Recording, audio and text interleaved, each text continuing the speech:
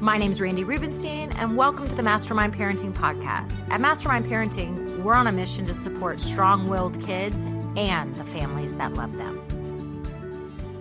Okay. Hi. I'm so glad that you're here, Shawn. I want to briefly introduce you, if that's okay. I'm going to read your bio, so I know it can be cringy, so just cover your ears. It's always cringy for me when people read my bio when I'm sitting there. Okay. Shawn Hondorp, PhD, ABBP. Wait, ABPP. What does that stand for? Board certified psychologist. Okay, thank you very much. Is a board certified health psychologist. There we go. And health behavior expert. She earned her doctorate from Drexel University in Philadelphia and completed her pre-doctoral internship and fellowship in health psychology at Rush University Medical Center in Chicago. She's a top-rated podcast called Motivation Made Easy, Body Respect, True Health, where she outlines effective approaches to improve health and well-being by looking at how research and real-world experience collide via conversation and personal stories. She has unique training and experience. This is the good part, you guys. This is the part you hear about. She has unique training and experience doing research in patient care in the fields of weight management and eating disorders at top-rated hospitals and universities around the country, including but not limited to Michigan State University, University of Chicago Eating Disorders Program, Drexel University Penn Center for Eating and Weight Disorders, and Rush University Medical Center. She lives in Grand Rapids, Michigan, with her husband. Michigan? Yep, Michigan, right? With her husband and two kids and pug named Teddy. Her dream vacation day is hiking along the lake surrounded by mountains, holding a warm cup of coffee, followed by a delicious dinner and a soak in a hot tub with an ice-cold IPA. Very descriptive, right? Very descriptive. So thanks for being here. I appreciate being here. Okay, so here's the backstory was why I invited Shawn on the podcast. So Shawn is currently a member in my Basics Bootcamp Program. You joined in the last coach week. How did you find us exactly? I searched a podcast for parenting strong-willed kids. And I found your podcast, and I started listening not that long ago. And then I did Coach Week and jumped in, and I've been in the program for 9-ish weeks. And it's been great. It's life-changing. Well, you've added so much to the group, and it's so Coach Week, for anybody that doesn't know, is how it's kind of like a mini program where it's free. Actually, last time it wasn't free, but this I paid a little bit for it. Yeah. Mm-hmm. Yeah. Which that's kind of, and the only reason you paid a little bit for it, honestly, was because I just felt like sometimes when people invest, then they're more likely to actually invest their time and get more out. For sure. So this time we're doing it for free. It's coming up in October. I think October 10th is our next Coach Week. So we'll see. But the bottom line is that we have had the most amazing group that came out of that Coach Week, and you've brought so much to the group. Obviously, when you signed up, I didn't know about your expertise. And as the program unfolded, because, most of the people taking part in the program, like 95% of people taking part in the program are female. And many of us have a history with body image stuff, our relationships with our body. And then we want to raise even healthier humans than we are. I think that would probably be the goal or the dream for many of us. Would you agree with that? Oh, yeah. Yeah. That's right. So, in a very respectful way, you came forth and you let us know. So I got a little bit of information and some knowledge, like maybe, studied this for a gazillion years, and I have a story. And so you've brought that expertise to the group, and I think it's really impacted the group in such a big way. And I was like, okay, we need to have a podcast episode because the rest of the podcast listeners need to be able to benefit from what our current group is benefiting from in terms of your knowledge. So, yeah, it's been it's been fun. And I'll add that I left the healthcare, like a standard healthcare job. I was always working in hospitals. It's been almost 2 years now. And I've been on this interesting journey where I'm like bringing my professional experience more and more into my personal world. And it's been really good. And I think this group is just one example of how, um, whether or not people have like a diagnosable eating issue or concerns with their weight or their health, this is like you kind of alluded to. It's all I have always thought of these issues, if you will, on a continuum. And I've done a lot of work to heal my relationship with food, and I now end up having these conversations in my personal life where I'm like, ooh, even though they're not someone that maybe would seek out therapy, they would greatly benefit from unpacking and realizing that the way we are trained, the way we think about eating and weight there's a lot of flaws with it, which is what we're going to talk about today. So, Well, and will you share like I don't remember when it was, but you shared with the group why you ended up going into this field and how you were looking for the resources, and just kind of like talk about even like where the gaps are and what you realized. That would be helpful, I think. yeah, for sure. I mean, I think looking back now, I think I had an inherent interest in this field, partly to try to heal myself. And I went to undergrad. I started studying like the psychology of eating behavior really early on. I had some really great mentorship early on, and it was more about genetics of eating disorders. But then I went to grad school, and my focus really since then, it's been on helping people change their behavior. And it's interesting. I know we talked in the group about language, and I use very different language than I used to. So my dissertation and my grad school experiences was on like weight loss, kind of obesity treatment and prevention. I don't use the term obesity anymore because it's based on a BMI, which I know we'll probably talk about, but basically it's just a very poor measure of health. So I don't use those terms now because they're based on a term that's just not very helpful. But yeah, I essentially went through undergrad, grad school, grad school is 5 years and a 2-year fellowship, like all these years of training.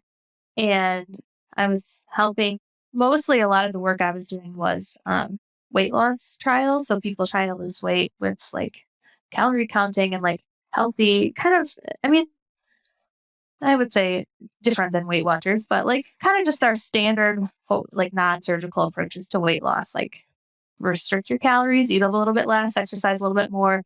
And really looking back, like I was stuck in my own cycle of like chronic dieting, binge eating. I've shared a little bit, like it's at times I looked very disordered from the outside. No one would have known. But like I was very disordered in my thinking, but I also had periods of relative like feeling pretty good with food. And so I've fallen on different phases of the continuum throughout my journey.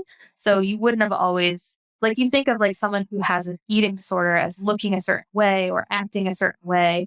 And that's just a huge myth. People can have eating disorders in all body sizes, and they can eat all different ways when you're around them, and they can talk about food in all different ways. So, but yeah, I was really, I would say I like healed my own relationship with food. I forget, probably 8 or 10 years ago now, I've felt very free and grounded in how I relate, how I trust my body for a number of years now. And, but I eventually, I was, a lot of my work in healthcare has been, the last job I had, I worked in weight loss surgery, so bariatric surgery for part of the time, and I worked in preventive cardiology for the other part of the time. And it was just really hard to do meaningful, effective work within the healthcare system for a bunch of reasons. So I've kind of gone off on my own. I have a podcast, and I do practice one-on-one with people, helping them with this. And I do have a online program that's kind of shifting and evolving in terms of how I'm helping people in a more innovative way. But yeah, I just think I would say the main gaps are we are a very weight focused, weight centric culture. And that harms people at all body sizes because we're just basically told like smaller bodies are better socially, but also healthier. And that the health argument ends up being sort of it sounds plausible, right? Like lose weight, feel better, get healthier. But it's really a flawed argument for a bunch of reasons. And unhooking from that, accepting like diverse bodies are supposed like there's supposed to be a variety of body sizes, body types, and we spend so much energy, effort, and money trying to control. And we usually shrink our bodies, or sometimes for more often for men trying to bulk up, right? But trying to like arbitrarily change our bodies in a way that it really doesn't serve our health. It doesn't work with our bodies, and it works against it. It throws off all of our systems. So we're basically out of touch, and that causes tons of problems down the road. So if you had to boil it down to, let's say, like 1 or 2 sentences, people who, which is a lot of us, all different shapes and sizes, having unhealthy relationships, just not loving our bodies, wishing that our bodies were different than they are. And they go and they're like, okay, here's my problem. Let's say they're super self-aware. It's a person who's super self-aware, and it's a mom. I'm going to get more granular. It's a mom, and she knows that she doesn't have the healthiest relationship with her own body. She's constant, like she tries on a pair of pants. I remember this, like for like, I don't know, 10 years or something. I carried probably not a ton of weight, extra weight, but like maybe an extra 12 pounds more than I wished I weighed. So my body was 12 pounds bigger, let's just say. And so and the way I gain weight is it's kind of all over. So I looked fine. Like nobody would have looked at me and said, oh my God, she really needs to take a few pounds off or whatever. What happened to her? She really let it all go. Like I could pull it off, and I was wasting so much bandwidth. Like when it came to getting dressed, even dressed for the day in things that looked like I kind of just like picked up stuff off my floor and threw it on. But I was still sometimes like trying on 3 pairs of pants, or when it was time to actually go out, let's say for a Saturday night or to a special event, I had to get dressed. I would stress about it. I would try on multiple outfits. I would waste time. If we were going on a beach vacation or whatever, I was like, oh God, like it's like I have to try on my bathing suits, or God forbid, I would have to go bathing suit shopping. Like I was just wasting a lot of my energy on this issue that I knew was superficial, and I knew I wanted to be thinking about things that were more important than that. But if I'm truly honest, there was a ton of time and energy spent on this ridiculousness, and I knew it was ridiculous, but I didn't know how to change this pattern. I didn't know how to feel better at that time in my body. I didn't have the motivation to truly eat less and exercise more. And I also knew that I did not want to pass this pattern down to my kids, and specifically my daughter. So let's just say I'm so self-aware at that time, which I wasn't, that I was like, okay, I'm wasting way too much bandwidth on this superficial issue. I want to get this under control. I want to solve this problem. And I have to solve this problem if I don't want to pass it down to my daughter. And so I go to the traditional, medical professionals, and I say, how can you help me solve this problem? How do the traditional medical professionals aim to help me solve this problem? Yeah, it's a great question. I usually they wouldn't do the work that I think you do so well, and I try to do, which is like digging deeper, the image I often use is like the, that tip of the iceberg image. I've been really into that image lately where you see the top of the iceberg, and that's the behavior, right? That's the I feed myself this, or I do this exercise, or I tell my kid this, the behaviors that are on the surface and more obvious.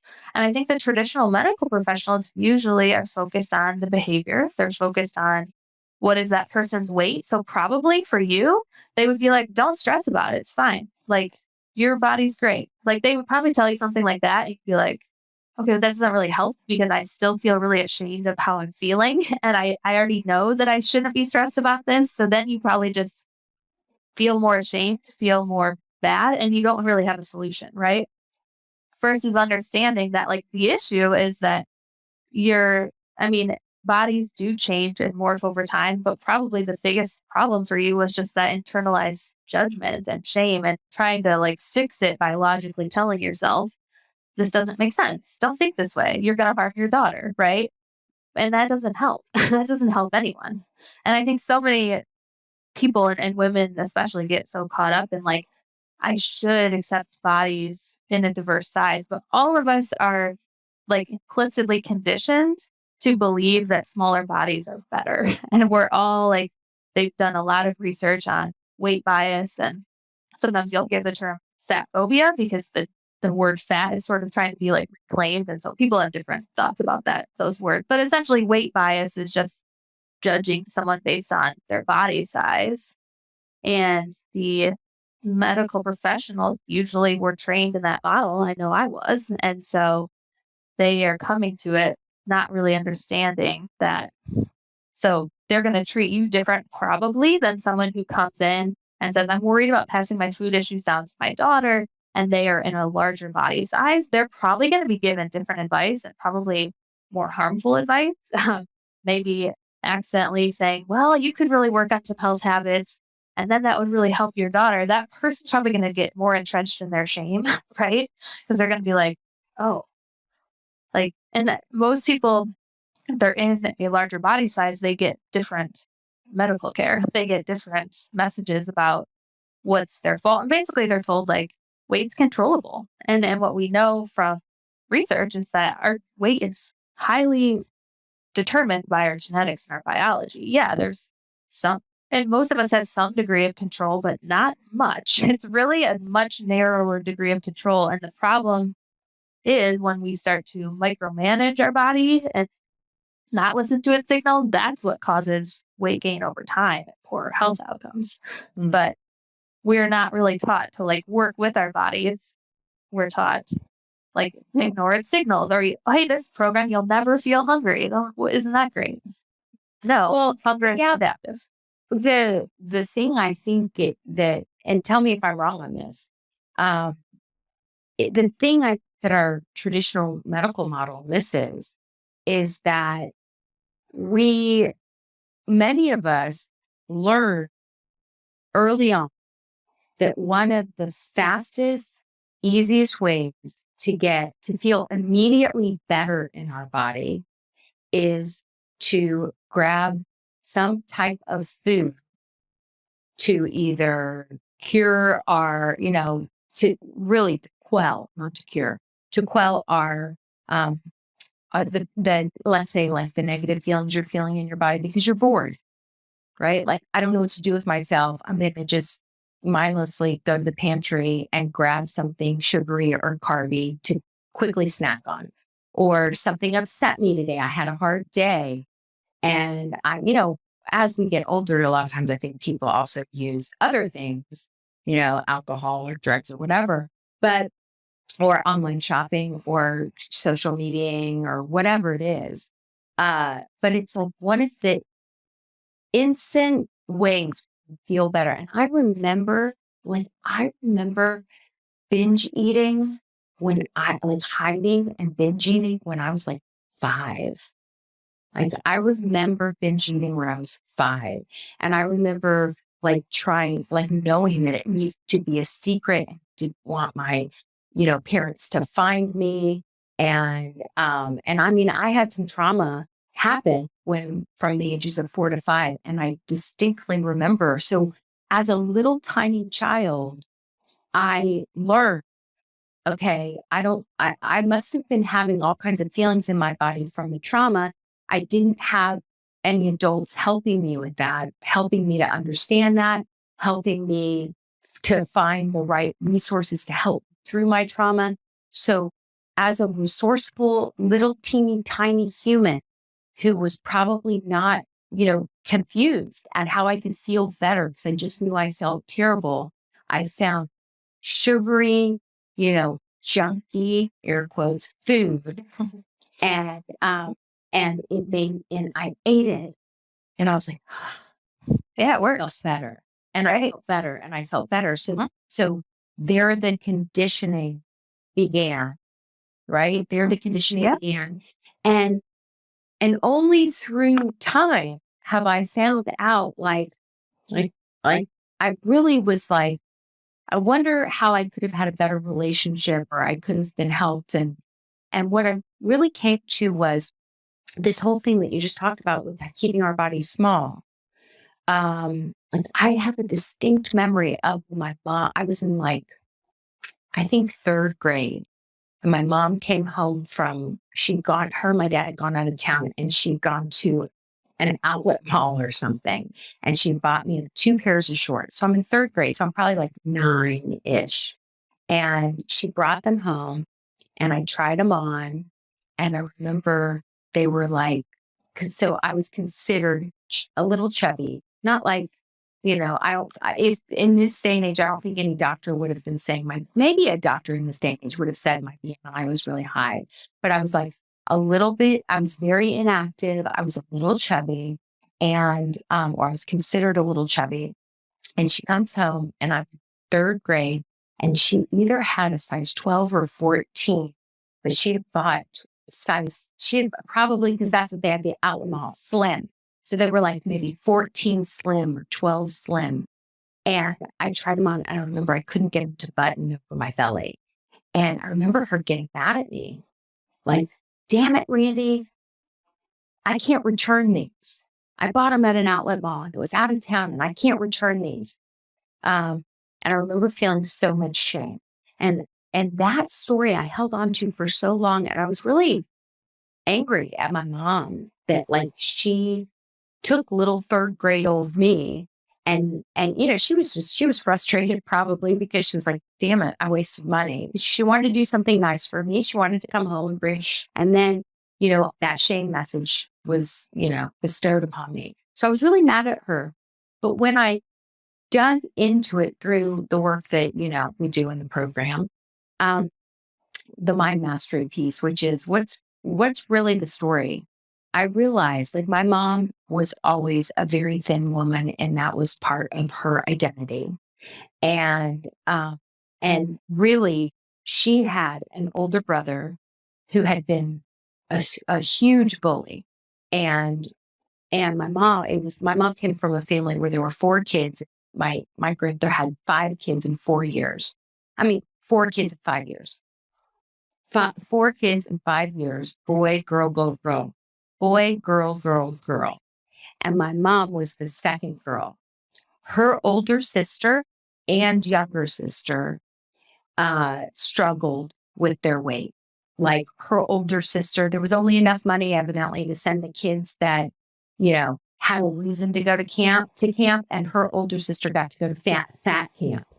Like back in those days, right? Mm-hmm. 1950s, they sent her to fat camps. The older brother, who was apparently a big bully, and he was a big boy, so he went to fat camp and the immediate younger sister went to fat camp. My mom desperately wanted to go to camp. She was too thin. She didn't get to go to camp. So she was the skinny one in the family.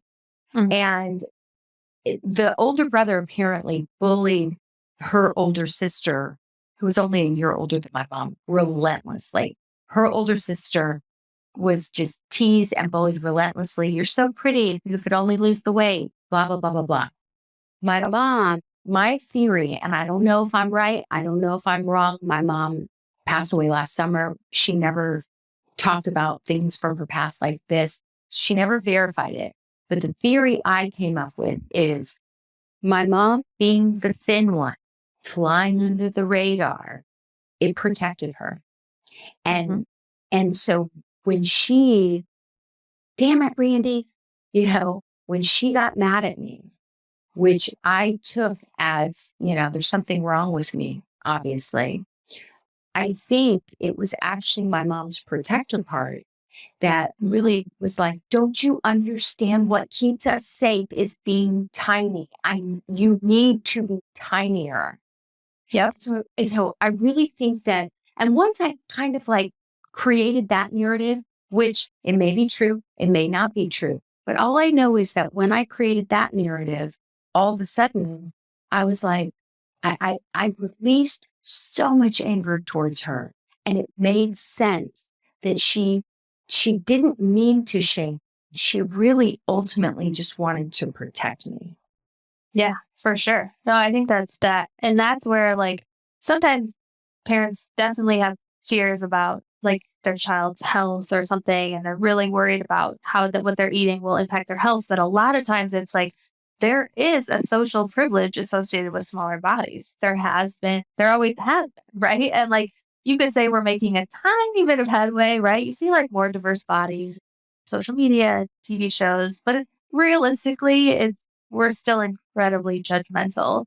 And we're, as you always talk about, like we're pack animals, right? There's like this safety in being able to see other people that look and act like us and know like I belong here, right? And if you're always looking at like, and parents know that instinctively, they want to protect their kids. And so a lot of it comes from this internalized view that their life will be easier if they're in a smaller body, because it probably will be. Well, and this is the thing about the where I feel like there has to be, psychology included, because let's just say that being my history, then I go to have a daughter, and my daughter on the BMI index is at, the end that is considered not acceptable or in the scary range with, and let's just say that it doesn't happen to be the case. And I've always said, thank goodness that I had a daughter who had more of my husband's genes. Don't get me wrong, I still fucked it up plenty.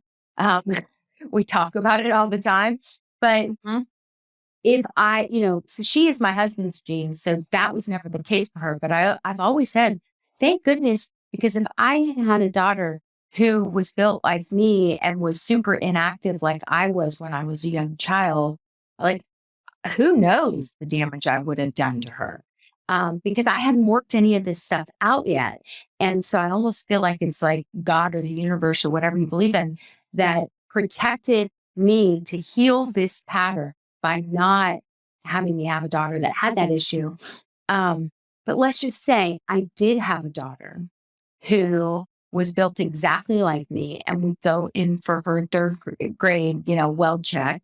And the doctor's like, yeah, the BMI is getting into the, kind of scary range. Yeah. Is that doctor going to say, tell me about your family history? Tell me about your relationship with weight and the messages you got when you were a kid? No. No. They don't have the time or the training. Right. They don't have the time or the training. And so I kind of feel like it's like, what I'm hoping that this conversation brings is we want to disrupt that. I feel like so many parents who are trying to solve problems, right? Like, and maybe the problem is I don't have the best relationship with my body. I want my kids to have a better relationship with their bodies.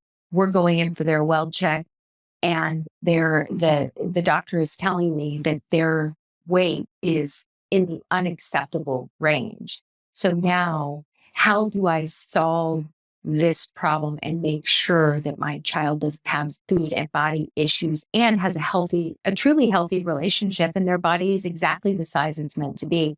How do I solve that problem?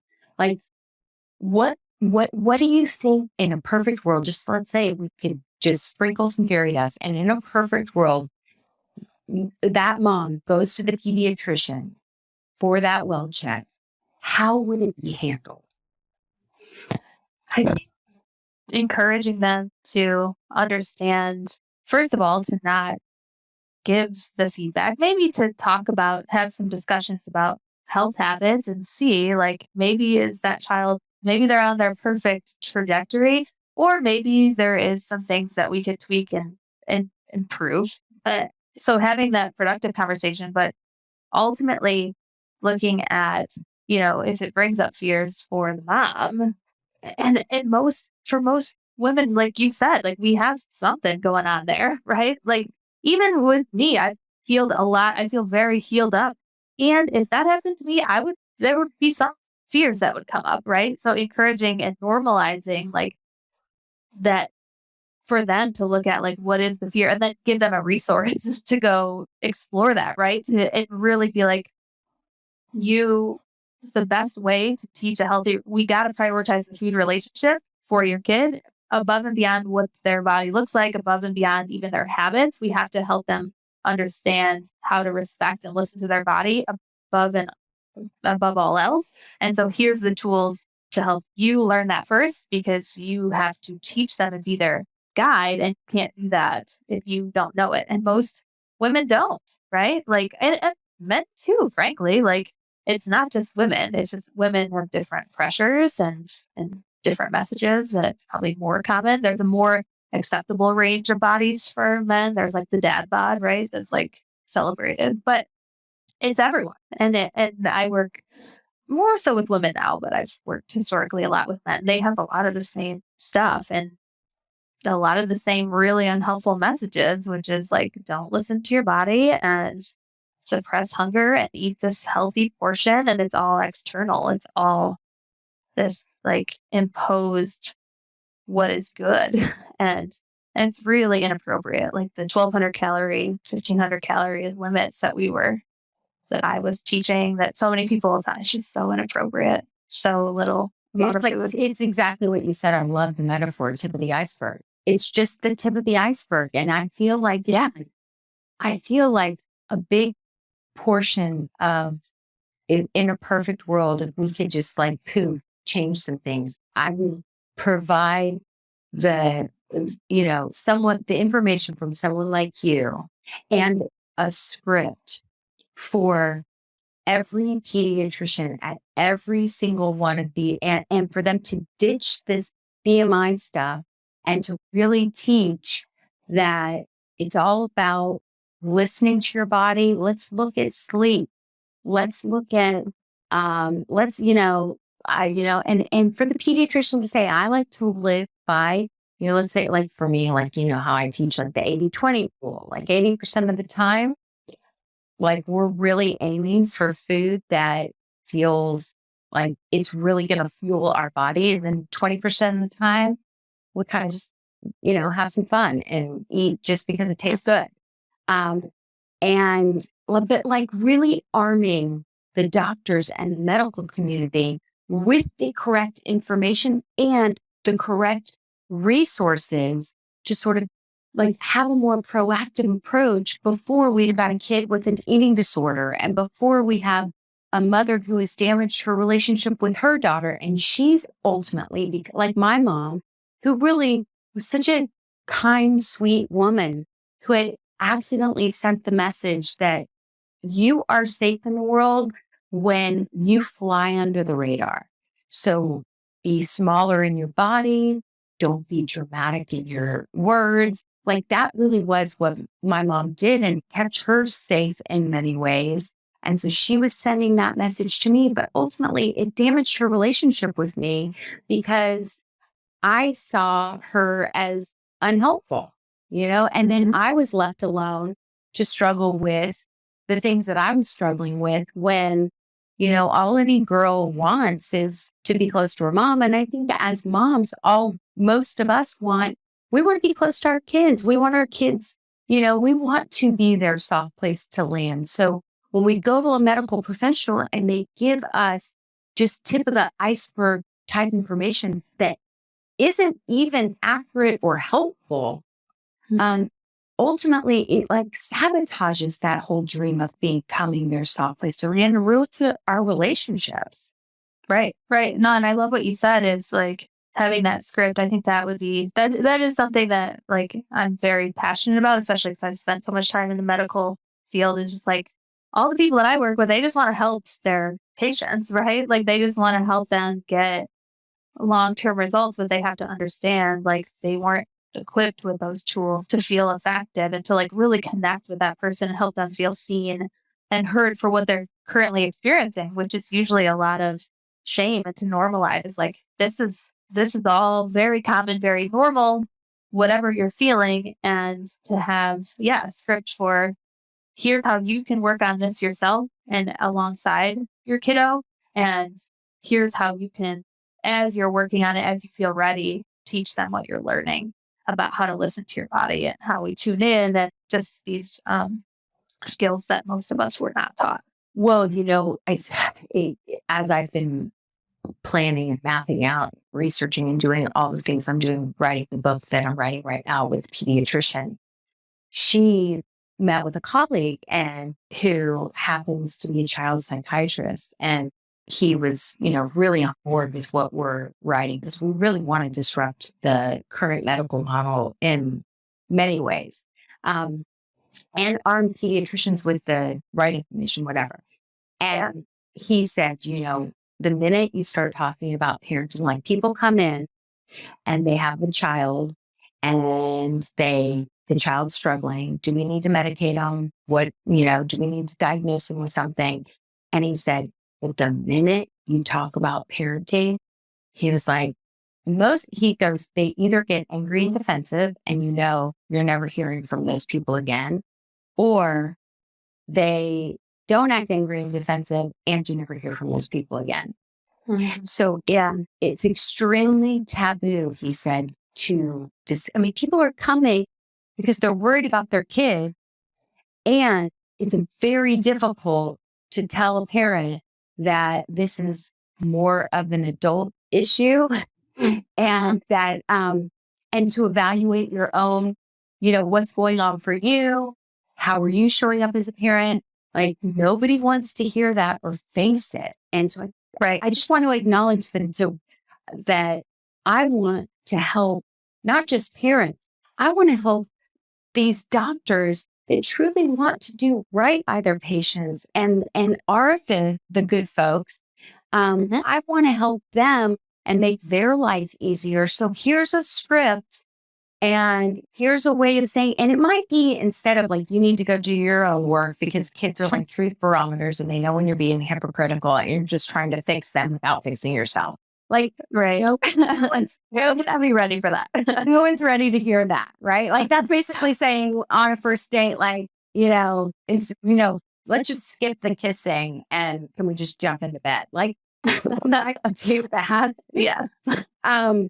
But I feel like even if it was a script that was like, let's talk about as a family, like these bodies that we're given, they're beautiful. And so as a family, how are you guys taking care of your bodies?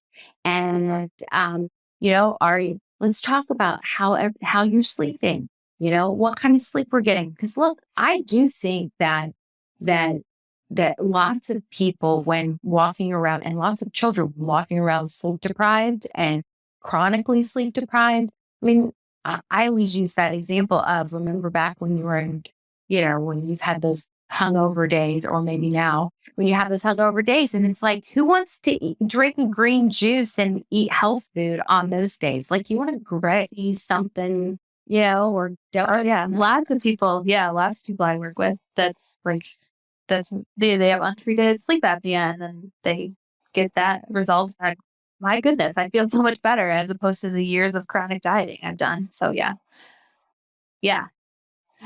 Well, and the one thing too, and I didn't mean to interrupt you, but what I'll say about what you're saying with the talking with the pediatrician, and one of the reasons I think like you and other people that teach based on their experience, it reduces that shame. And like if the provider, the physician, the pediatrician is willing to own their own stuff with this a little bit and be like, here's some of the things that I've realized that I did or how I was projecting my own eating and body stuff onto my kids. And I'm not saying that's happening necessarily, but I'm saying it's super common and just like normalizing that. Like how powerful could that be? And again, they have to be willing to be vulnerable in that way and not assuming, right? But just being like, here's how it's applied to me, and here's how it can free up like honest, authentic conversations. Here's how you can learn to trust your body, feel good, and your kids can.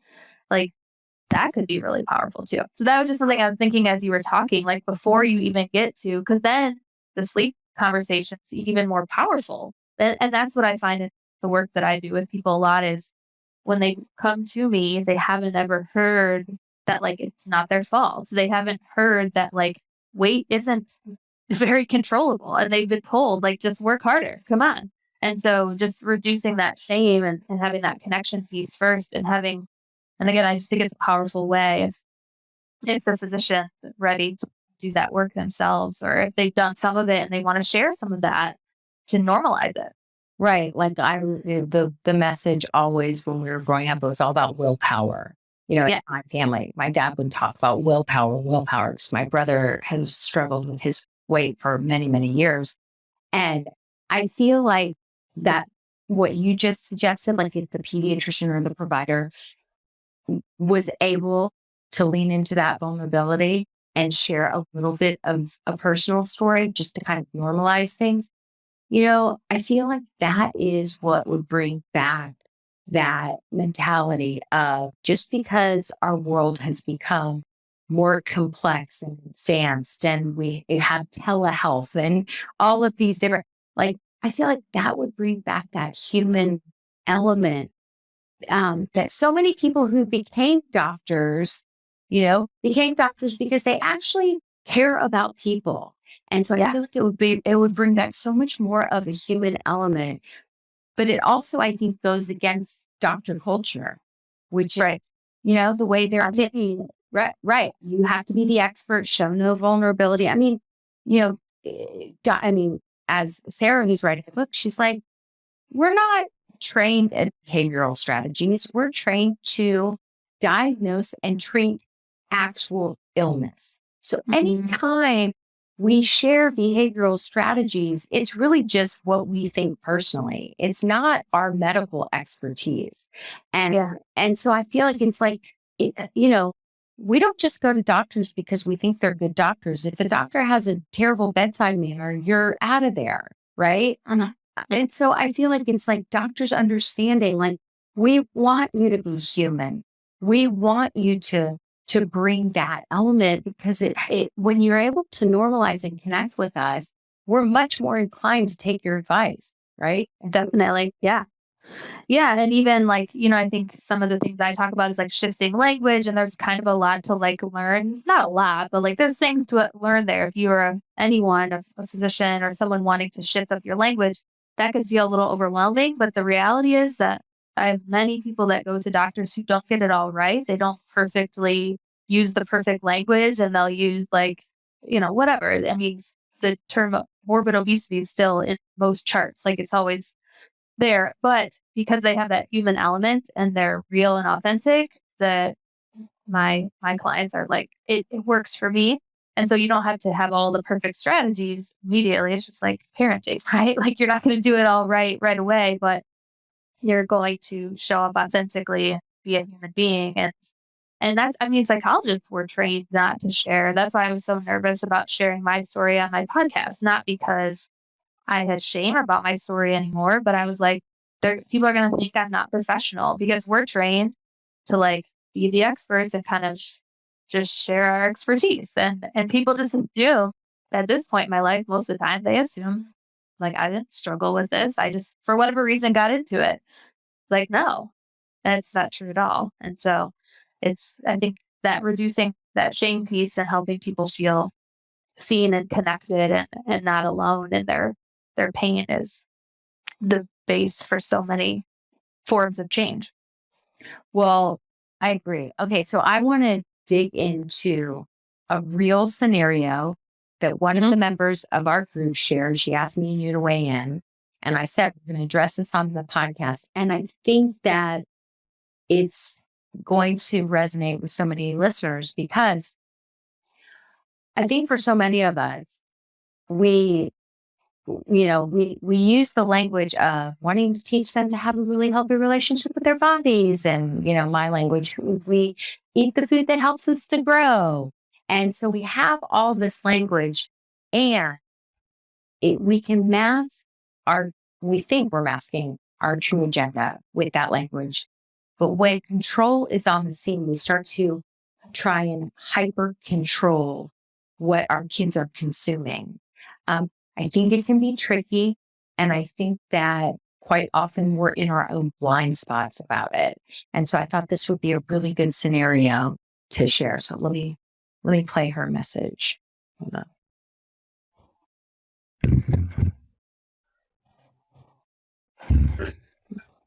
So after talking with you, and she's comfortable with that. I know you guys kind of talked about a similar scenario with another family recently, and I've been looking at that, but I just would like to input on the situation that happened too. So yesterday, I had to pop out to the grocery store very briefly, and I wanted to come with me, and we've reached the point where I feel like it's safe to leave them for a very short period of time. I'm not worried about them harming each other or doing anything that would be concerning for safety. So I left them, and I came back like 30 minutes later, and started talking to Julian, and saw that he had this like very strange looking bulge in his pocket. And I asked him, "In your pocket?" And he clean very quickly Oreos. He had shoved Oreos in his pocket. So I asked him to give it to me. He ate that. I didn't say anything, but like clearly was like annoyed that he snuck the Oreos. Oh, it's also important to mention. When I left the house, I specifically told him, "Please let me know you're going to eat something. You're always that fine. Just let me know. I don't want you to have junk food, but if you want something, just let me know what it is, and I'll pay it." Okay. I think we can stop there. Mm-hmm. Okay. I want to hear your take on that situation.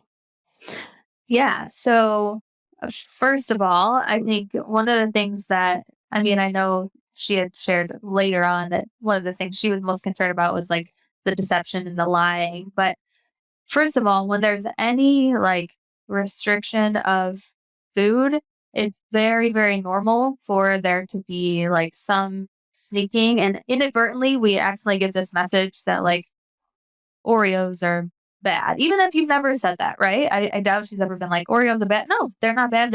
We need to learn to have a healthy amount. We think we're teaching that healthy portion control, but first of all, it's actually incredibly adaptive when kids' brains, when they're given access to more, they eat more, because guess what? That kid would have survived in the wild, because when food was available, they ate more, they stored it up, and then high calorie foods help us to like survive. So that's a super adaptive, like primitive desire of our brain. And in our culture, it's very easy to have shame wrapped up in that. So he's learned like, this isn't good and I need to hide it. Versus just like, no, there's more available. Right. And so there's the restrictive piece, but then there's also the what it means about me piece, and they're related. So one of the main things that we want to do is disrupt that pattern and help. And the person doing the binge eating, which again, I did binge eating for many years, like that's just your brain, like trying to keep you alive. That's just literally your survival mechanism. And that's why what I talk about in terms of feeding kiddos, it's the division of responsibilities. The Ellen Satter Institute is what came up with this, but parents determine timing and type of food, and kids determine amount, because you want to, as much as possible, reduce that feeling of restriction and control, because most of the time that's just going to have them eating those things more than their bodies necessarily need, because they're like, there might be a famine in the future, which really the famine is just that self-imposed restriction from the parents. For adults, it happens. They are like, I'm going to probably impose a diet on myself in the future, so I'm going to get it while I can. So that's the big piece that often goes missed. That's what went missed for me for years. I was like, I'm not dieting, I'm not restrictive, but it can be really subtle. It can be obvious, or it can be really subtle, and it probably falls on the continuum. But if there's a feeling of restriction, our brains rebel, and it's about the food, but it's not. Hmm. If that makes sense. So, okay. So what do you think that like, I mean, I have my thoughts about this whole, and she really got there as she continued on with her messages, which is, he's 9 years old, and that whole, and she has also a history of, there was, a sister that struggled. There was some disordered eating. The whole family was revolving around it when she was growing up.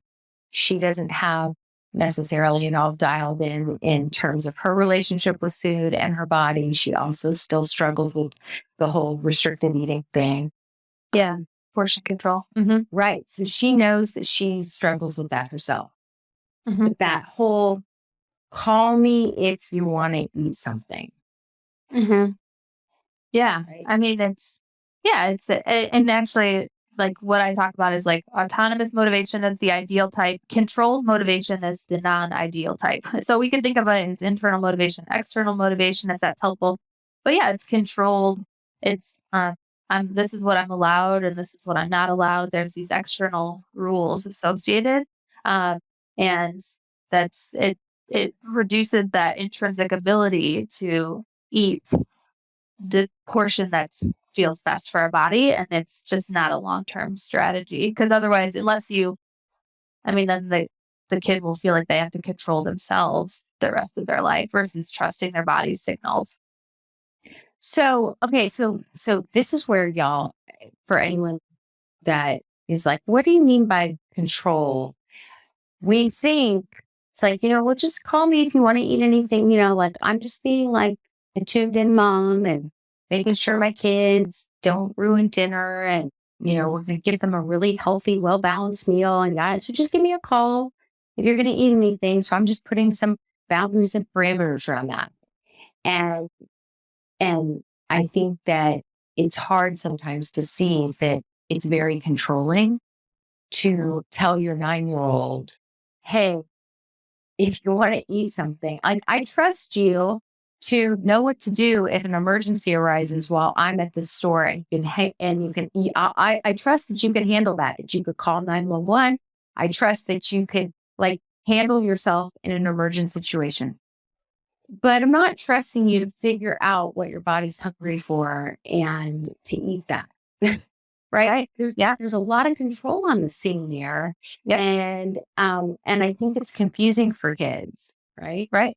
Yeah. Well, and for most kids, it starts way earlier than 9. It just might look different at 9, right? And because way earlier, our kids' lives, we're saying eat this, make sure you have 2 bites of this. That's what I was told. I think it's why I don't like meat. You have to at least eat 3 bites of your meat, versus just here, if meat is available and you can decide if you want to eat it or not. So it's so early on, we get that message, your body doesn't know. So here, let me portion this out and I'm going to put the rest away. And it just gives that message. So yeah, at 9, it looks like this. At other ages, it just looks or a lot of times you'll hear too, good job for eating. Oh, look at you. You had a second portion. You're such a good eater. I hear that all the time about my kids. And I'm like, yeah, they're good eaters because I don't over control. So quit making comments about it. But they eat a variety of, they may just, who knows, they may just also, some kids are just pickier eaters, and that's not because there was over control per se, but I don't know. I'm an adult expert versus a kid, so I won't make too many comments about that. But yeah, it's so common for us to get so controlling so early on. And yeah, and then at 9, you're starting to see he's home alone. So how is that going to really work? And when they're a teenager, it definitely won't work, right? Or when they're on their own. Well, what do you think though about the whole how it's primal for us that when it's something high fat or whatever, that we're going to want to eat a ton of it to store it. So tell me what is the science behind how we end up only eating 2 or 3 Oreos, even though there's a whole, if we're giving, if we give our, let's just say we give our kids, she didn't put any of those parameters around it. She's got the Oreos in the house and, she lets them, they've been taught the messages that, the Oreos are the 20% that is the food that just tastes good. And 80% of the time we're going to check in with our bodies and see if we're actually hungry. And we're going to feed our bodies the food that feels like fuel. And then if we want to have some of the food that just tastes good, I don't know how you feel about that messaging. Yeah, I mean, I think that messaging, I used to think of it that way too. I don't really now. I mean, although I think generally that's kind of what I do in our family, I just don't categorize it. And as we had talked about in our thread, like I lean away from categorizing like foods in any way, because it's just so easy for our brains to think of that as good and bad and to turn into shame and just, again, arbitrarily make us want the food more. Oreos are already primarily something we're going to want. Like, they know what they're doing when they design Oreos, and there are addictive qualities to food. And that's where this field is, I think, really fascinating, because there's different schools of thought, and there's a lot of like contention about like food addiction being a real thing, and it's really a big concern, and we really need to address it along with the obesity epidemic. The way I think of it is, our environment has greatly changed. There's a lot of highly palatable foods, and we're a lot less active, and that would be a huge reason why, like, we as humans would have probably gained weight even if we didn't have the dieting like misfire with the signals that chronic dieting causes.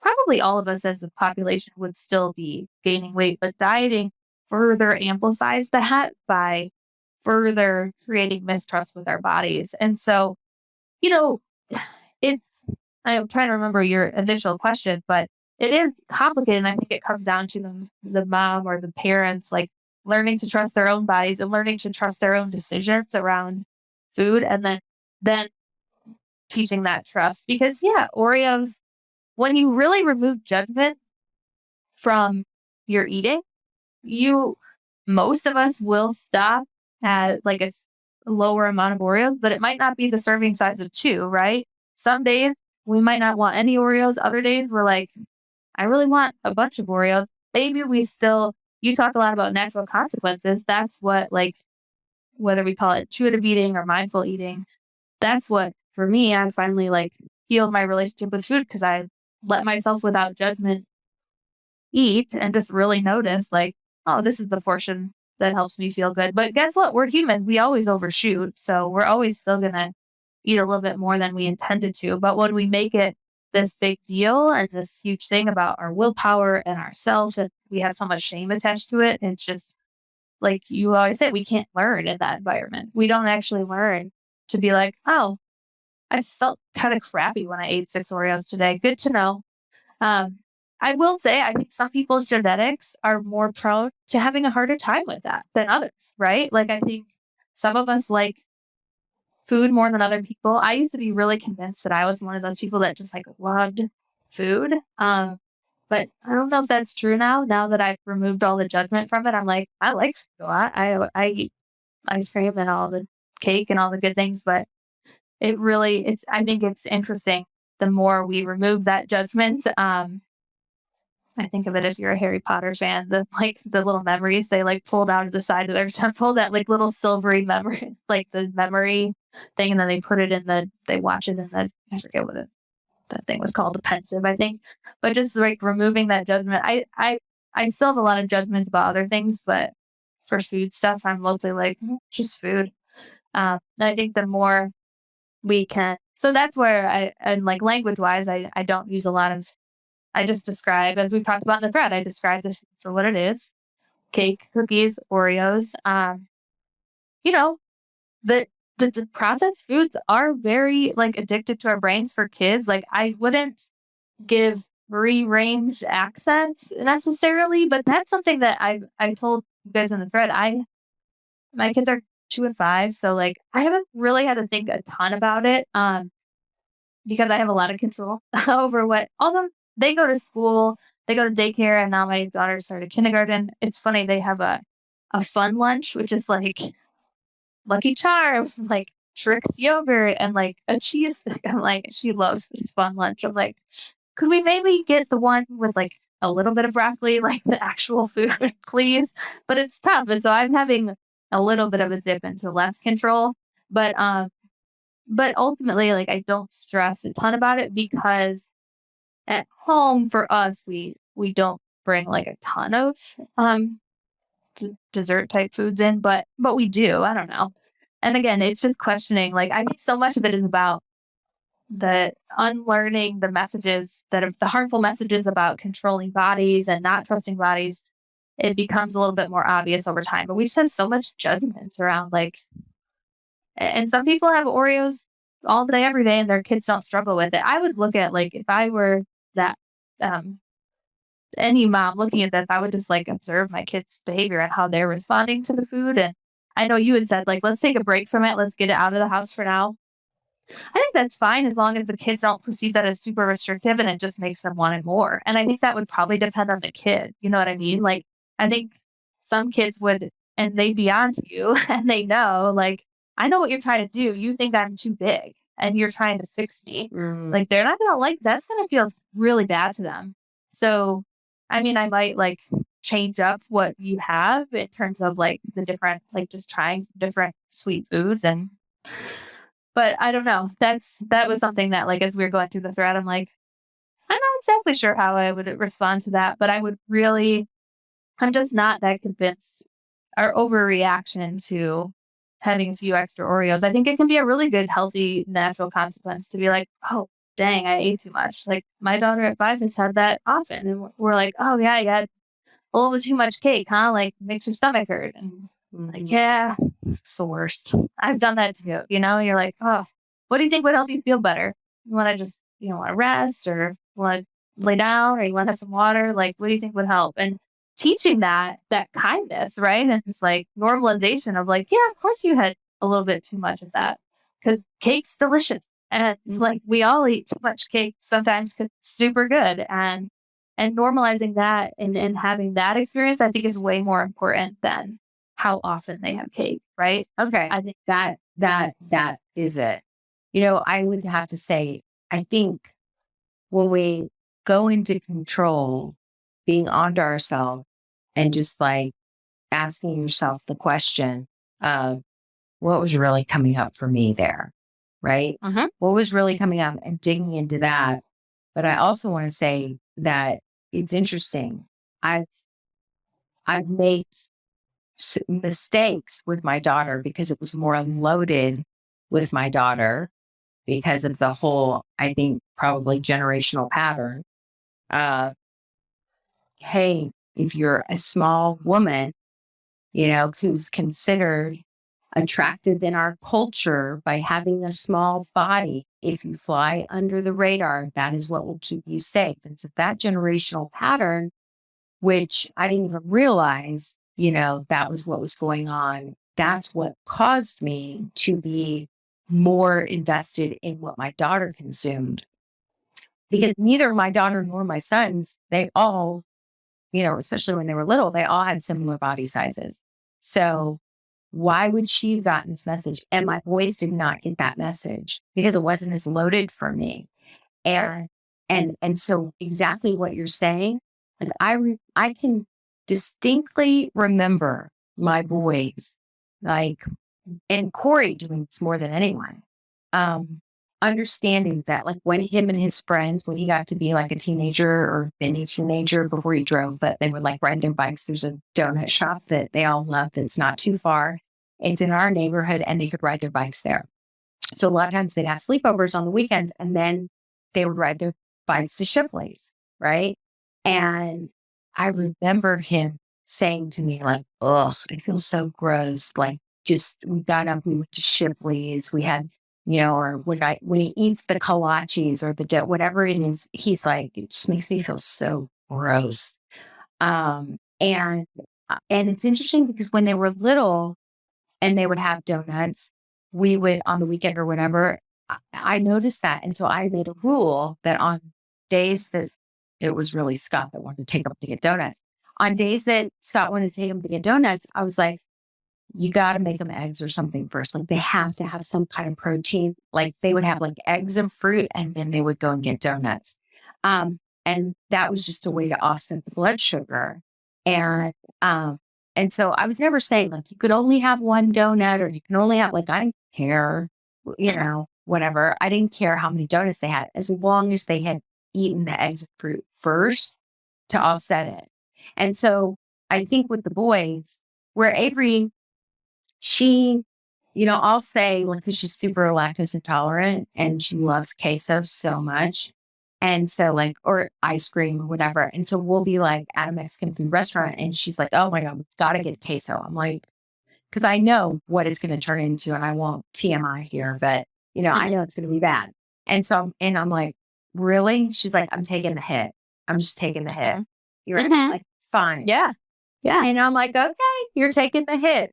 The boys are much less inclined to take the hit. If they know it's going to make their bodies feel yuck later, they're like, no thanks. Like it's amazing to see that. And here these 3 children were raised in the same household with my same, unresolved issues and the way I do things and categorizing food as the food that makes you grow and the food that just tastes good or the junky food. Like I made all of those mistakes. And until really you've brought my attention to it recently, I totally called it junky food and categorized it. And so I made all the same mistakes. And yet, because I was less invested with the boys, they've got healthier relationships with it all. Right. Yeah. And I mean, yeah, it's also whether or not you gave those messages or not, the Avery still had to go into the world being a girl. There's just like inherent things that she got outside of the home that, yes, didn't undo. Right. Like, and I think that's so much like you could do it perfectly and they could still get those messages, and women are more likely to get it then. Because there's a smaller window of appropriateness for body size for women. So like a few extra donuts, like it's easier for your brain or their brain to then interpret that as bad versus like, I think, yeah. So it's not always the case, but I think that's just the reality of our world still. And I think diet culture has gotten more like subtle. I just think it's more subtle now, but it's still alive and kicking very much. And all the judgment is still really there, but it hides behind health, like disguises. And it's like, hey, if it's really truly about health, like awesome. But like a lot of times it's not. And that's when we just don't even realize it, right? We're just like, that's what I thought for years. I was like, I'm just trying to eat to feel good. And it's like, no, I wasn't. I thought I was. But I wasn't. I was doing the things that it was just all really the ultimate goal is still shrink my body. That was what I hoped for. And once I finally let go of like my weight is going to be what it is, like, and I just relinquished control of that. I'm not saying it's always easy. Like I went through this healing and then I had my kids. So obviously your body changes a lot during those time periods. But for the most part, I was like, it is what it is. Like my body weight is going to do what it's going to do. And it was very freeing to just be like, how can I take care of myself? And a lot of it's like emotionally or like for a long time, I always had a pretty healthy relationship with exercise, but I used to love running and I'm just now, my son's 2.5 getting back into that. And just like realizing like, it's just, I'll worry about it. Like just not stressing about like, I'm not exercising enough or, I walked once this week. Okay. I mean, I'm back to more now, but, again, not stressing about the details is very freeing, and just trusting our bodies our bodies do know what we need if we listen. So in a nutshell, the bottom line is that we're not bullshitting anyone. Like we have, right. Exactly. Like we have to like face, like using the whole, like, oh, I just want them to be healthy or I just want to be healthy. Like, just stop. Yeah. Just stop. Yeah. You've got to, and I think every woman wants to feel good in her body, wants to hold her shoulders back and feel proud of the way she feels and looks and walks out into the world. And so at the end of the day, we all deserve to heal from this. And this is truly the way that we don't pass the patterns down, or at least, like what I said to Avery, because we talk about all this stuff all the time. Now she's 20, she just turned 21. Is I said, look, all we can hope for is that you do it better than I did. Like, I feel like I did it a little bit better than my mom did. And, and hopefully you'll do it even better than I did. And we'll break this generational pattern. I think that's the best that we can hope for. And the more we talk about this stuff and talk about where I royally screwed it up, and you also, continue going to an amazing therapist and working through these things, and we keep talking about it and you keep healing, like that's the outcome that I think would be, all we can really, really want. And frankly, the more we talk about it, the more it's amazing. The more shame seems to dissipate. And it's just like unbelievable how, like Brene Brown says, when shame can only survive with secrecy. And so when we start talking about these things, we realize it's not so taboo and we don't have to be perfect and we get to be human, and it's messy business being a human. And all of our, Avery will say it to me because I've taught her, my body, my biz, like it's my business, it's not your business, Mom. So like when I accidentally make a comment about someone else, she, which I'm a little bit sneaky about this. Like, I'll be like, oh, he looks different, or she looks different than she used to. She's like, I don't know how that would be relevant. Like share body Calls you out. I love it. Calls me out. That's awesome.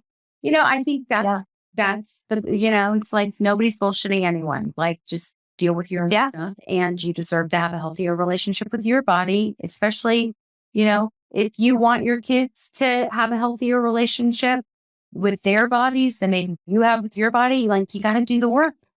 Yeah. Yeah. And the thing that I'll mention is there is a lot of shame, even because like there's more movement towards like body positivity and more movement towards awareness and inclusivity, which is good, of course. And a lot of people have a lot of shame, but I still really want to lose weight, right? Like, and it's like, of course you do, right? Like, we live in a culture where you are going to be told over and over, if you lose weight, things will be better, life will be easier, you'll be more confident. And that may or may not be true, depending on just a lot of factors.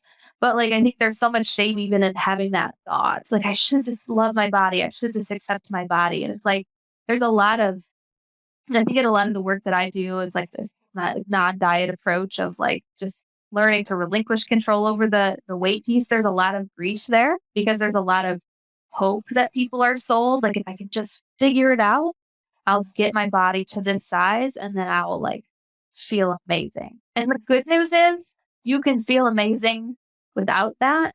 But the bad news is this dream that you think it's supposed to look like might look different. And in that, I just wanted to mention that because I think for a lot of people, that's a hesitancy to doing the work. Not only they feel shame about their thinking about it, but also there's just like grief there. And that's a lot of people that I work with. I would say, it depends, but I tend to, I think it's my experience with like weight loss surgery. They're in a larger body size and they're just like, this sucks. Like, I'm glad you're telling me this, but like, I'm kind of pissed at you. Like, I'm like, and like, they're grateful because they're like, I can actually trust my body and know it's okay today. And it's really empowering, but there's a grief there too. And so I think normalizing like that desire for weight loss is normal. And I'll have conversations with people. Here's what we know about weight loss meds, weight loss surgery, behavioral approaches. Here's what the data show, and then empowering them, like what feels best for you. Because often we make assumptions about like what's right for people. And it's like, I don't know, I'm not in your body. Maybe you know the data about weight loss diets and how ineffective they are, and you still want to do it. That's allowed. And so I don't know. That was just something I wanted to mention because I think that that's something that people get really caught up in because of the shame. Yeah, you made my brain go to a place of that when you say grief, I'm like, yeah, that's where I think, when somebody's like, oh, if they make a New Year's resolution, like, I am going to lose the weight, right? I want to feel better in my body. And they think maybe they're going to hire a nutritionist, a personal trainer. Are those people ever putting a psychologist on their care regimen? Because Not that's usually. right. And the grief part, like how having somebody walk you through, like, what if that was step number one, was knowing that you are worthy of hiring someone, finding the right resource to walk you through the grieving process of, I've hated my body for many decades, and that has felt terrible. And I want somebody who is a trained expert to know how to hold space, know how to walk me through my grief, know how to hold my hand and help me through this time before I go start, and maybe I decide to start eating differently or exercising differently or moving my body differently. But that piece seems like such a self-compassionate piece that most people miss. Oh yeah, that's the underneath the iceberg, right? Like that is the hidden piece, and then they just a new plan, keto, intermittent fasting, all these. Like I'm really into plant-based eating, but like if you do plant-based eating from the wrong place, it's not gonna serve you. And so so just being onto yourself, as you often say, and like if you don't address that root cause, and for most of us, there's some deep grief and pain and hurt there about either what you've done to your body or what you thought about your body or things you projected on other people. And for a lot of people I work with, they're really mad that they didn't know this sooner in their life, because they look back at these pictures of themselves and they're like, my body was great, but I hated it. And chronic dieting tends to increase our weight over time. And sometimes your weight won't go back down for a variety of reasons. And they're just like, why did anyone tell me this? It's like there's anger there, and I think it's justified. Mm-hmm. Yeah, So, I understand it, and I also feel like I'm like, gosh, we all deserve to feel amazing and to look in the mirror and love the way we look. I think that's the other piece I love that you brought up, was also feeling ashamed. Like, oh, I know all this information, right? I'm so conscious and progressive. I should be above all this superficiality. But really, I want to look in the mirror and love the way I look. It helps me to feel confident when I walk out in the world. Like, right, that's okay too. Right. Absolutely. And it's hard. It's biologically, genetically, your body is in a larger body size, or you've been chronic dieting, and there's a set point. Biological set point is basically like the weight our bodies like genetically like to maintain that can get pushed up over time with all the dieting. And sometimes I don't think we know really very well. I haven't seen good data. Like, can we get that back down? I think it's an open question, but like it's harder. Like now, some women that I've worked with, it's like been decades of dieting. And so now your body is what your body is. And learning to love that now is totally doable, totally possible. And it can bring up a lot. Well, and I think, I do love how the younger generation Avery and I were just talking about this. We watched the Jennifer Lopez documentary. Have you seen that one? I have not.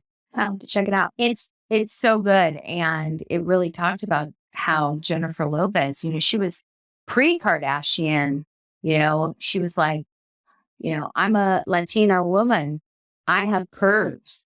And they wanted her to get a nose job. They wanted her to lose weight. And it was before it was celebrated for women being muscular and strong and having a tush and all the things. It was like the era of Kate Moss.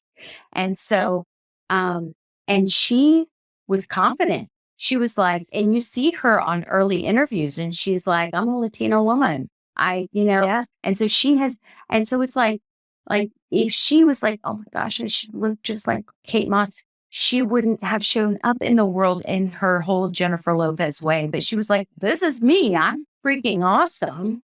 I'm Yeah. hot. I'm curvy. I'm hot. I'm awesome. And then all of a sudden, she's a role model for, for the younger women. And I'm like, it's the same thing when I see a woman, whatever size she is, if she's walking through the world where you can tell she feels good about how, whatever size she is, she took time and she cares about how she looks. She's got her shoulders back and she's wearing some kind of an outfit that you can tell she feels like $1,000,000 in.